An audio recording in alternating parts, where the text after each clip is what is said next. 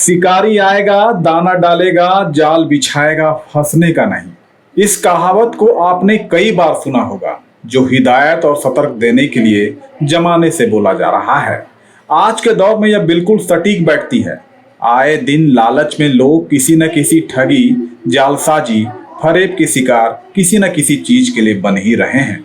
हम आपको ऐसे ही एक जालसाज, फरेबी, इश्कबाज और प्ले बॉय की कैरेक्टर लिए एक शख्स की वारदातों को बताने जा रहे हैं, जिसका शिकार बनती थी विधवा और तलाकशुदा महिलाएं, जो जिंदगी की नाइंसाफी से निराश थी और फिर से एक नई जिंदगी शुरू करना चाहती थी।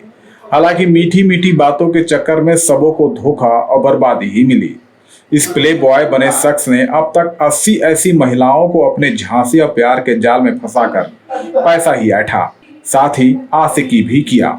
ये भी सच है कि चोर चाहे कितनी बार भी चोरी कर ले, एक न एक दिन तो शिकंजे में आ ही जाता है। उसकी सारी चोरियां और काले कारनामों की पोल पट्टी तो खुल ही जाती है। इंदौर पुलिस ने जब उस शख्स को पिपलियाना इलाके से गिरफ्तार किया तो सब उसकी सच्चाई जानकर हक्का बक्का रह गए और पूरा शहर भी इस धोखेबाज की करतूत से हैरान हो गया।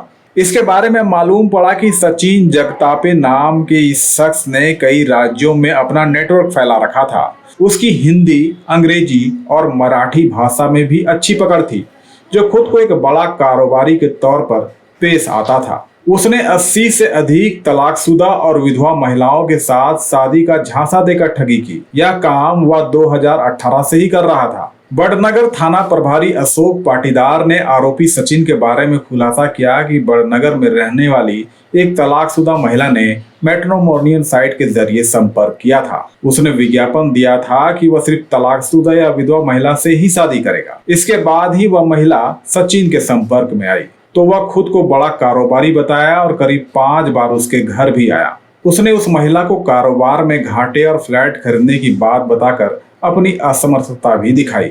महिला भी झांसे में आकर 3-4 महीने में 12 लाख रुपए ऑनलाइन लेन देन कर लिया।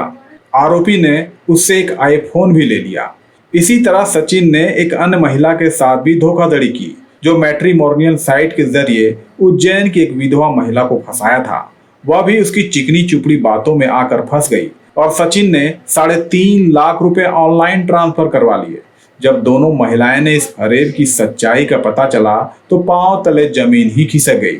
दोनों ने बड़नगर थाने में शिकायत दर्ज कराई। शादी की आड़ में धोखाधड़ी का मामला दर्ज करने के बाद पुलिस ने आरोपी को पकड़ने के लिए जाल बिछाया। आरोपी जिस महिला के साथ रिलेशनशिप में थी, उसने उसे मिलने के लिए बुलाया। उसके पहुंचते ही पुलिस ने सचिन को पकड़ लिया। पुलिस ने जब आरोपी से पूछताछ की तो उसने अपना अपराध कबूल कर लिया और अपने बारे में बताया तो वर्दी वाले भी चौंक गए। उसके मुताबिक उसने 80 से अधिक तलाकशुदा और विधवा महिलाओं को ठगा और शादी करने की धोखाधड़ी का खेल 2018 से ही कर रहा था। उसकी निजी जिंदगी के बारे में जब झांका गया तो पता चला कि उसकी पहली शादी पुणे में हुई थी। वह फिलहाल मुंबई की एक लड़की के साथ लिव इन रिलेशनशिप में इंदौर में रह रहा है।